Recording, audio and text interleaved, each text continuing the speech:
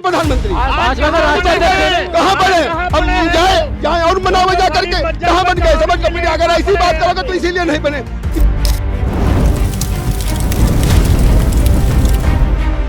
अरे जवाहरलाल नेहरू अरे पीता था ये, समझ गए? ढाई विदेशों से इसकी सिगरेट आती थी, तब इन लोगों को नहीं। आज उसके पास 10,000 करोड़ कहाँ से आ गया? पहले तो राहुल गांधी के बारे में समझना होगा कि राहुल गांधी है क्या। अरे इस देश को गरज में डाल दिया इनके जो है लोगों ने, लूट लिया, पूरे देश को लूट लिया जो है।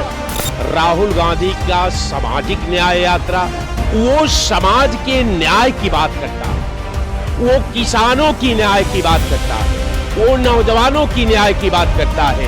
राहुल गांधी, सोनिया गांधी, सारे लोग जमानत पे चलते हो। जिस देश के लोग वो जमानत पे चले, वो आज इंसाफ की बात करते हैं। तो राहुल गांधी के व्यक्तित्व में भारत की अखंडता समायोजित होती है, जिसके सोच में भारत का सपना समायोजित होता है, जिसके सोच में पूरा हिंदुस्तान का सामाजिक न्याय जो है उसके गर्भ में पैदा होती है। कांग्रेस ने जात में बांट करके, और चूंकि जात में लड़ा दिया यहाँ इधर, समझ गए, हिंदुओं को, सनातन को। तो राहुल गांधी तप के गर्भ से उसकी उत्पत्ति हुई है। इन्हीं के बदौला आज ये जो देश में जो महंगाई, ये जो भ्रष्टाचार, और आज जो ये देश इतना पीछे नहीं, आज हम अमेरिका से आगे होते अगर नरेंद्र मोदी जैसा या भारतीय जनता पार्टी की सरकार होती।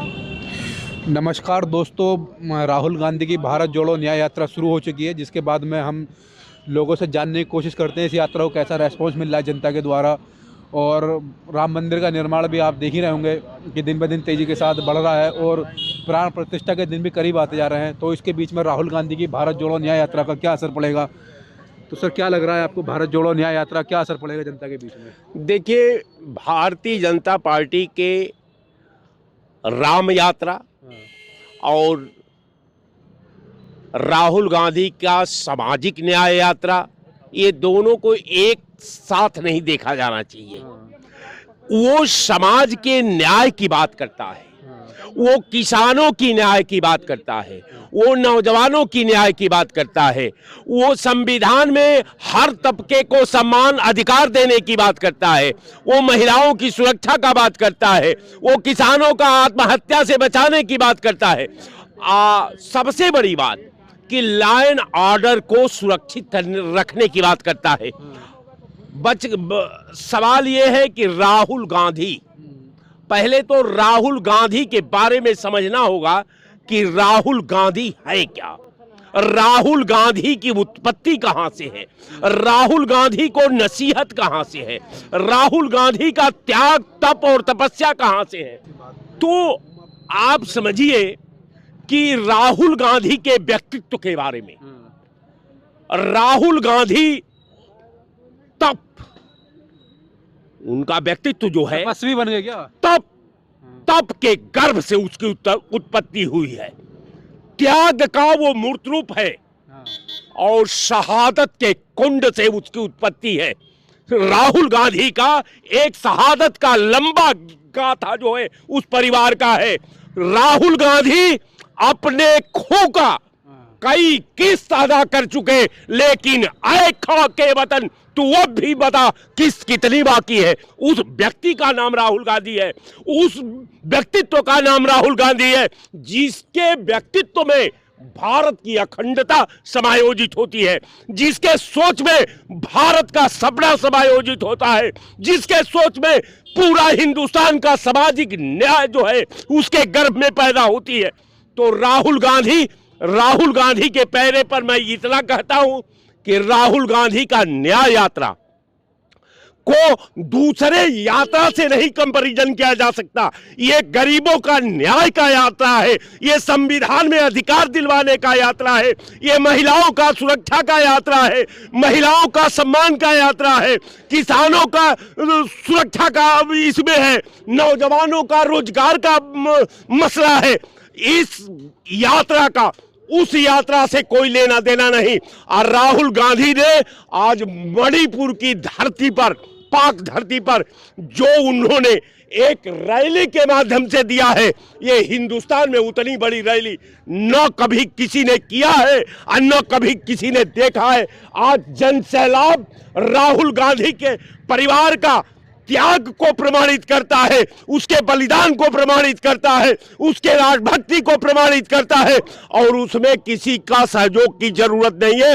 वो राहुल गांधी की न्याय यात्रा है, वो कांग्रेस की न्याय यात्रा है, वो जनमानस की न्याय यात्रा है, वो किसानों का न्याय यात्रा है, वो मजदूरों का न्याय यात्रा है। तो मैं कहना चाहता हूं कि राहुल गांधी का न्याय यात्रा का इस यात्रा से, इस प्रायोजन से उसका तुलना नहीं की जा सकती। वहां भारत का सपना का वो यात्रा है, भारत के विकास का यात्रा है, भारत के उत्थान और प्रगति का यात्रा है। उस यात्रा से किसी यात्रा का तुलना नहीं किया जा सकता। जय हिंद।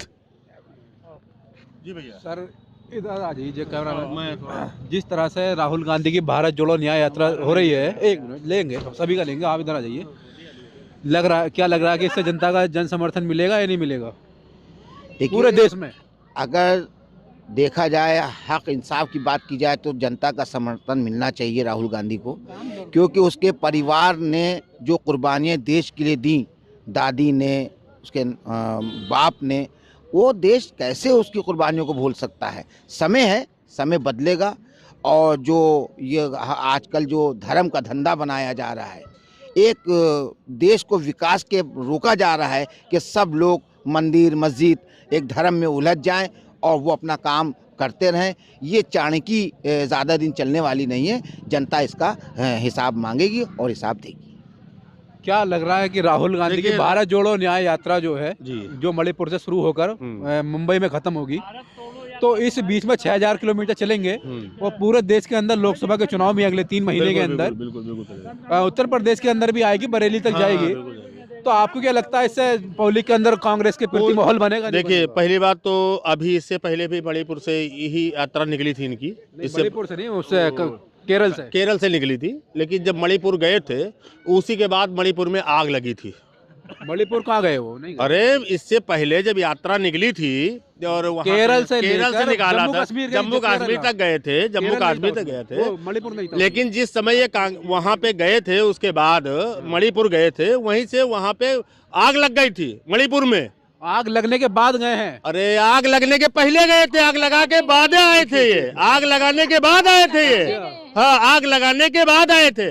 और जो भाई साहब ने भी कहा है कि उनकी दादी और उनके पिताजी बहुत बड़ी कुर्बानी देश को दिए हैं, अरे इस देश को गरज में डाल दिया है इनके जो है लोगों ने, लूट लिया, पूरे देश को लूट लिया जो है।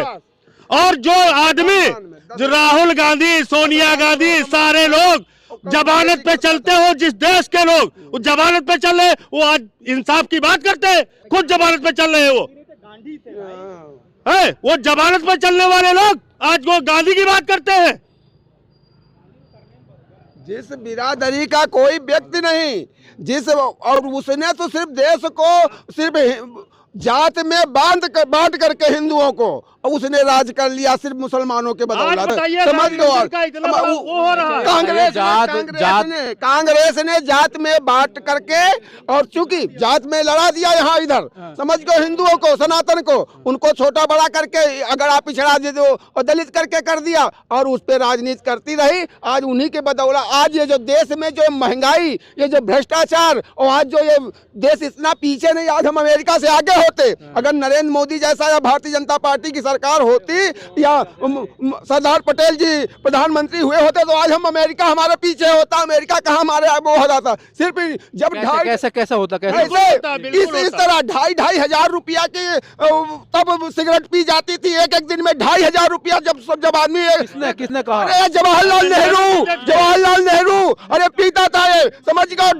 विदेशों से इसकी सिगरेट आती थी, तब इन लोगों को नहीं। आज उसके पास 10,000 करोड़ कहाँ से आ गया? पास? कांग्रेस की पार्टी के पास। कांग्रेस के पास कांग्रेस का जो है भ्रष्टाचार हाँ।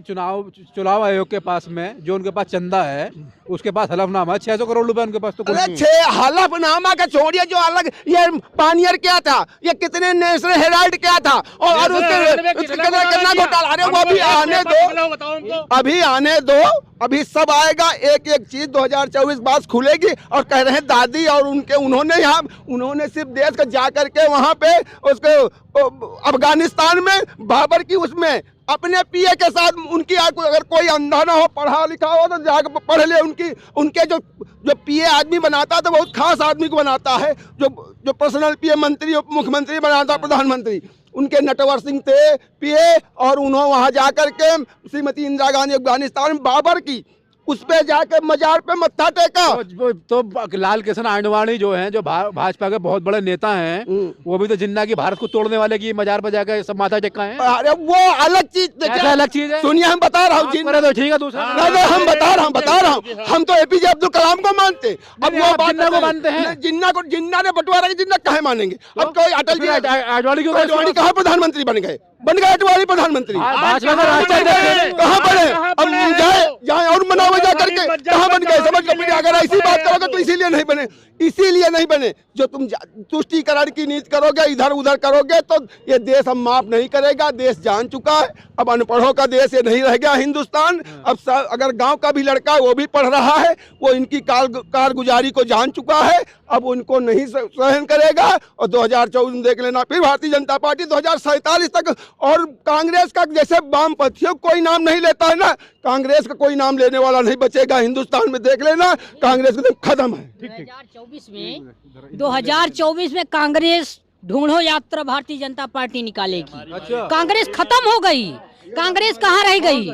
कांग्रेस 2014 के बाद उत्तर प्रदेश में 2019 में कांग्रेस मुक्त भारत प्रदेश बनाना चाहते थे। एक सीट है रायबरेली, इस बार वो भी खत्म हो जाने वाली।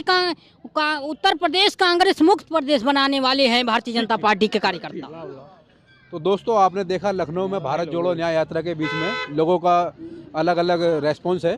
तो देखना होगा कि अब जैसे यात्रा बढ़ती कैसे कैसे जनता का रेस्पॉन्स मिलता है।